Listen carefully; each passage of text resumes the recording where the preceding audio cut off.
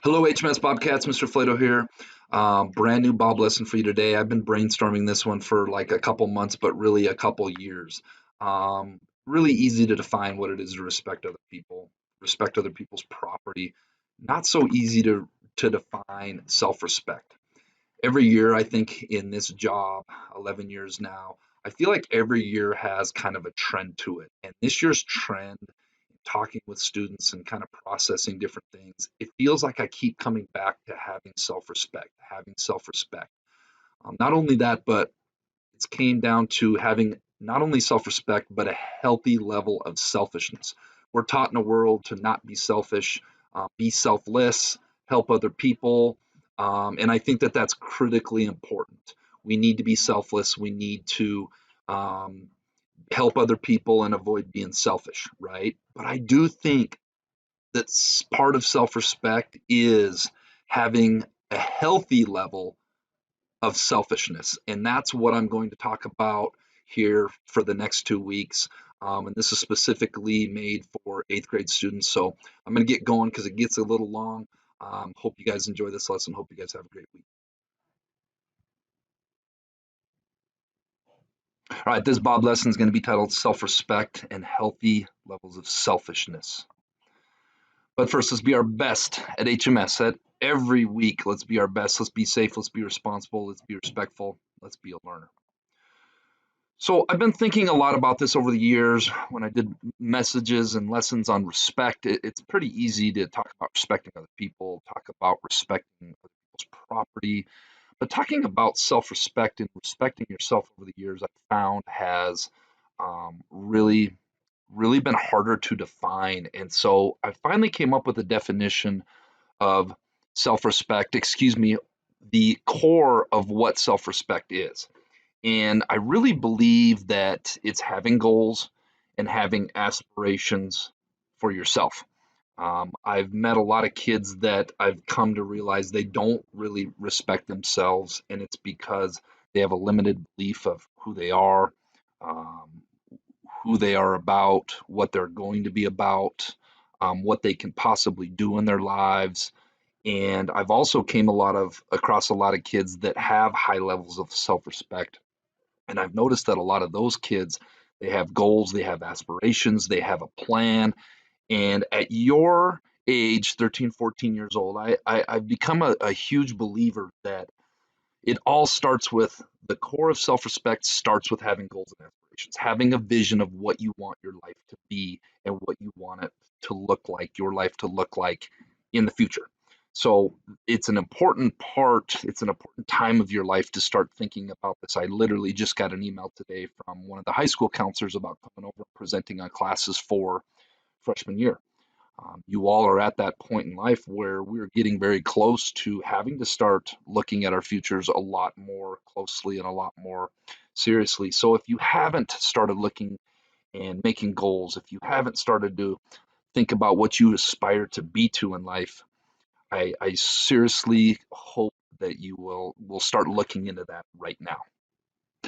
Now that we've established that the core of self-respect is having a goal, having a vision for your life, I want to share one of my favorite pictures that I leave on my desktop and I pull up all the time and I talk with students about.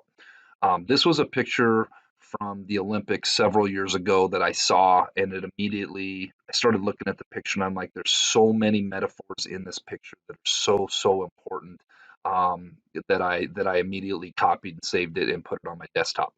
Um, in the lower part of the screen is Michael Phelps. Michael Phelps is the most decorated Olympian athlete of all time. I don't know how many dozens and dozens of medals he's won. He's like the best swimmer on earth for like a decade there. And up top is a different swimmer. I don't know who that is. It's really irrelevant to my point here. But talk about running or swimming. It's a metaphor, your race. Now that we have the goals that you have for your life and the aspirations of what you want to be, comes this piece of a healthy level of selfishness in life.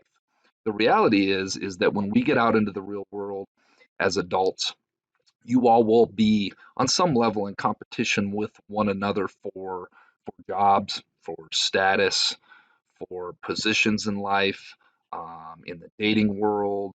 Competition really is everywhere out there. But when it gets back to that self respect piece, you need to put yourself first in life because the real world is a pretty challenging and it is a rather difficult, hard place. And if you're not keeping your goals and your aspirations at the front of your mind and worrying about your race, then you're really not showing yourself the self respect that you deserve. One of the things I love about this picture is Michael Phelps isn't worried about the gentleman in the lane next to him. He is 100% focused on his race because he knows the only thing that really matters is how quickly he swims his race in life. Conversely, you've got the guy up top. He is concerned with Michael Phelps. He's looking clearly over at him. Anybody that swam knows that if you look over to the side or you break your form, that's going to slow you down. What this metaphor really means in life is the thing that matters the most, and we're going to talk more here coming up, is running your race or swimming your race as a metaphor, staying focused on your race, your life, and not getting distracted at what's going on around you or what other people around you are doing because it's really irrelevant to Michael Phelps's race what's going on in either lane next to him. All he knows is he's dialed in for however long it takes to swim, however far the distance was going, and that's the only thing that matters. So this is an important metaphor, and I love this picture, and I wanted to share it to start talking about healthy levels of selfishness. The first of my keys to self-respect and a healthy level of selfishness. The first is stepping away from relationships that no longer suit your goals or your vision. At your kids' age, I firmly believe, and I've read it in research, that you become most like those five people you spend the most time with. Meaning, the five people, the five peers, the friends that you spend the most time with have a greater influence on your life at this age than a lot of your parents, a lot of your teachers, a lot of your counselors, a lot of your coaches in general. This is an incredibly social and peer pressure time in your life. It's tough because it's hard when you've had friendships and you've had relationships with people that have been there by your side, maybe for some of you since you were in elementary school. And this is the number one probably topic I have with eighth grade girls in the last 11 years is what I've called refining friendship circles. It's really hard when people you're friends with, you start to grow apart, you start to go in different directions. And that's really hard on a lot of kids your guys' age. But sometimes I think it's necessary because when you start growing in a different direction and you realize that some of the friendships or some of the relationships you have in your life, those people are starting to make decisions where they're putting you in situations that aren't conducive with your goals and your vision for yourself, you have a real decision to make. And if you want to have that self respect and that healthy level of selfishness, sometimes, unfortunately, it means stepping away.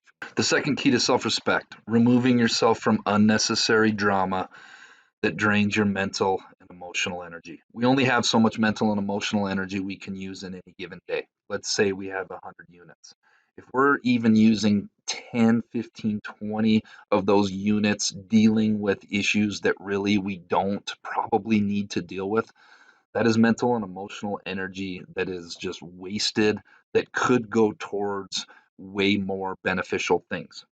I see so many kids getting caught up in so many things sometimes at your age and adults in general. Adults aren't a whole lot better sometimes. Getting their mental and emotional energy caught up in places that it doesn't need to be. And when you do that, you are wasting that energy that could be redirected towards chasing your goals and your aspirations. My last key to self respect for today, running short on time, I'm going to have to do a part two, is avoiding situations that compromise your vision and your goals. We all have decisions to be made every single day. And I really encourage everybody with every decision they make every day to think about what are the pros, what are the cons, what are the consequences that could come from this. A lot of times those decisions are tied to peer pressure or social pressures, and that's why it strongly ties back to the first slide I talked about, but not putting yourself in situations that can get you in trouble. I remember I have a ex-girlfriend. I remember mom, I learned this from her. The quote was, if you don't want to be caught in a forest fire, don't go into the forest. Well, that's always stuck with me to this day. And I think the metaphor, what it's really saying is if you don't want to be caught in a bad situation, don't put yourself in that situation in the first All place. right, this week's Jelly Bean Question of the Week winners: Cash Neal, Arlo Whitman, Luis Van Opedal, Olivia Evanson, and Carson Beckman. How can you add 2 to 11 and get 1? Well, that's if you're using the clock. 11 o'clock, add 2 hours, you'll get 1 o'clock. This week's Jelly Bean Question of the Week: if planet Earth has a heart, what body part does Mars have? If you think you know the answer, submit your answer to the Bob Box. Get it turned in by the end of the week, and then tune in next week to see if you're a winner. All right, Bobcats, let's make it a great week at the Helena Middle School.